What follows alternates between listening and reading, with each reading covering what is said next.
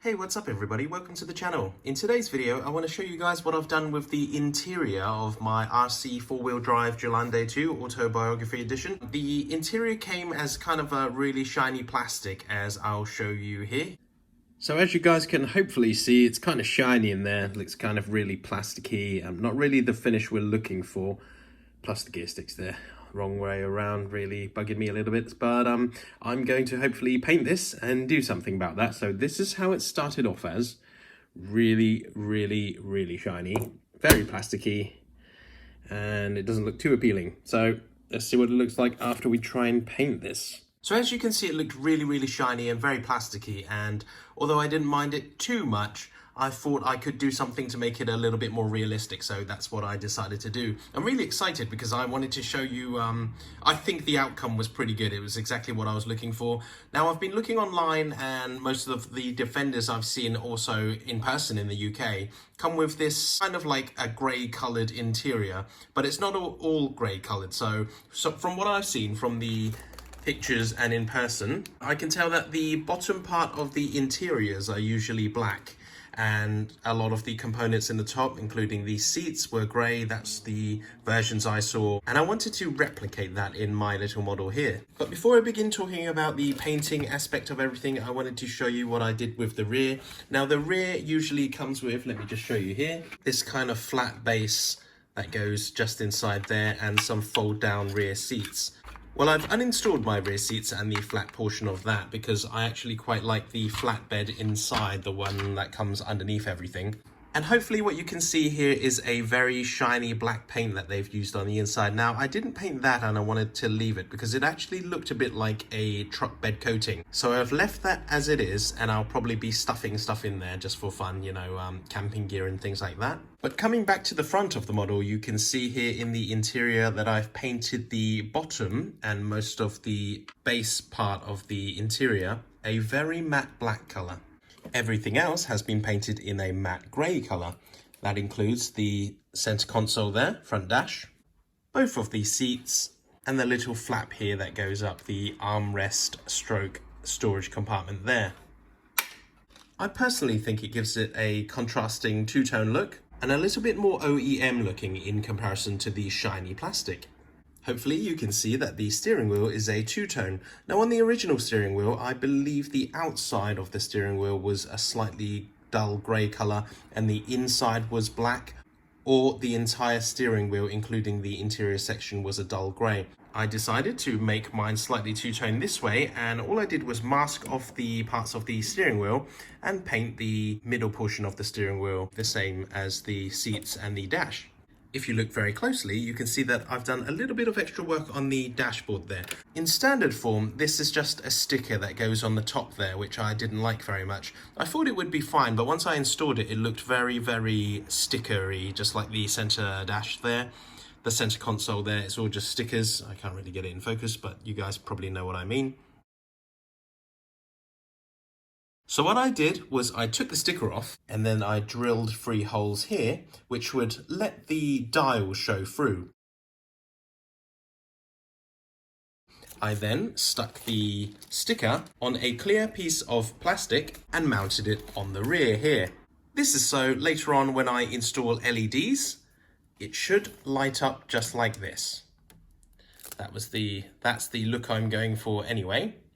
But we'll see how that goes if I can get the LEDs in, and if I can mount them up to the lighting system that I'm going to be installing. One of the very small details I did was regarding the 2 gear sticks, as you can see there. My particular model actually came with the 2 gear sticks installed the wrong way round and back to front as well. So the taller gear stick was on the right, the short one was on the left. And they were both facing the wrong way. They were both facing forward as well, so literally pressed up against the dashboard there. After removing them by poking them out from the bottom and breaking the glue, I installed them in the correct orientation, as you can see here.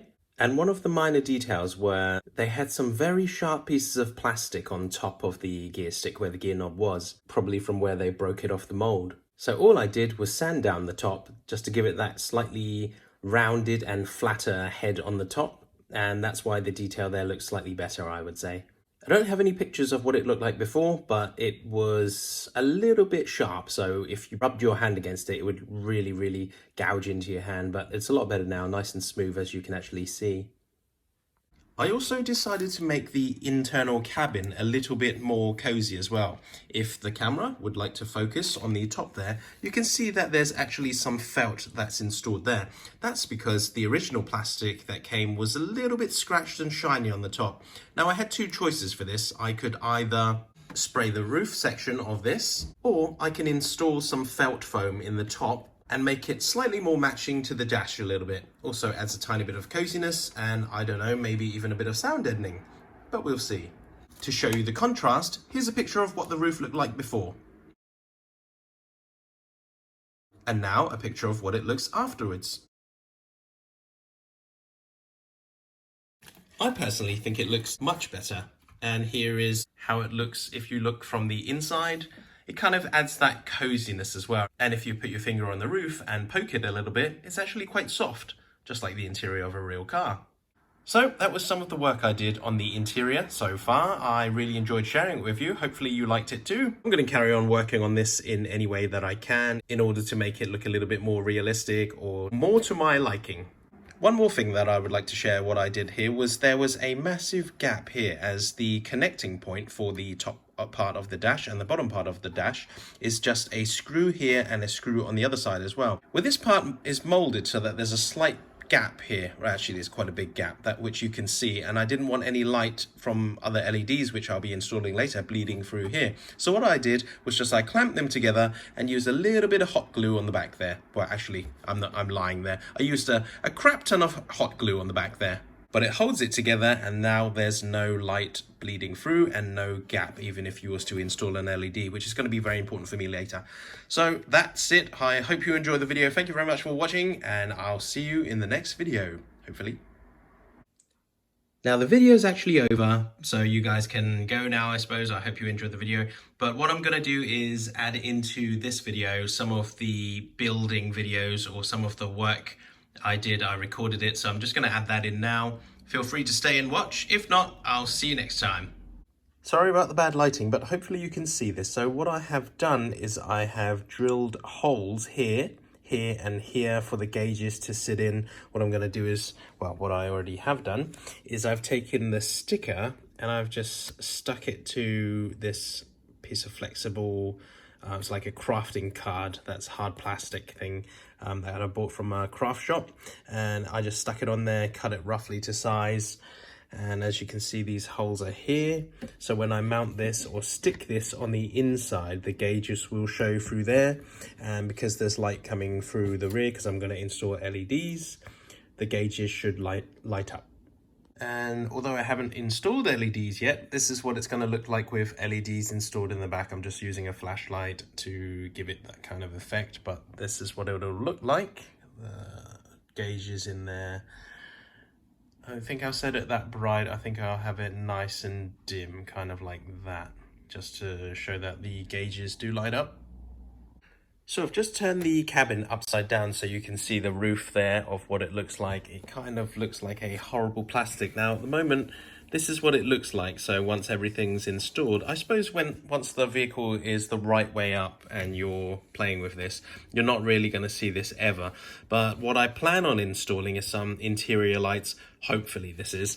So I thought this was quite unsightly. So what I'm going to do is just install some soft felt on this. Okay, and what I've done here is basically get a piece of felt. It's just crafter's felt, the stuff that you find in an art shop.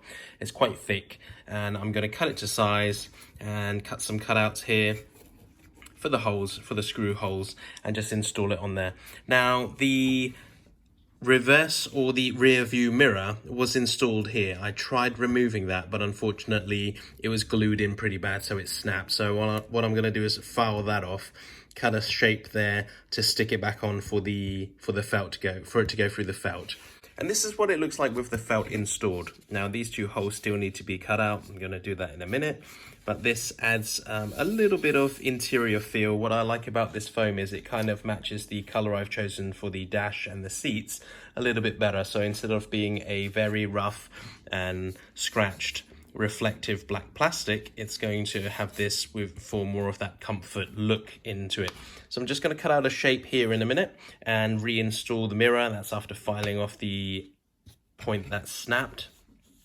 And then we're going to tack all these sides down with some 3M double-sided gum tack, so it can be removed if necessary. This is the gummy 3M double-sided sticky stuff. It's really, really thin, so you cannot even see it once it's installed. This is what I've done here. I've marked off places where I've installed it. So there's a strip there, which I was just taking the backing off. And I'm about to take the backing off this side, and I thought I'd share this part with you guys. So the thing is kind of lined up there, the felt there, and this is the strip that I'm removing now, and that will give us that strip there, like that.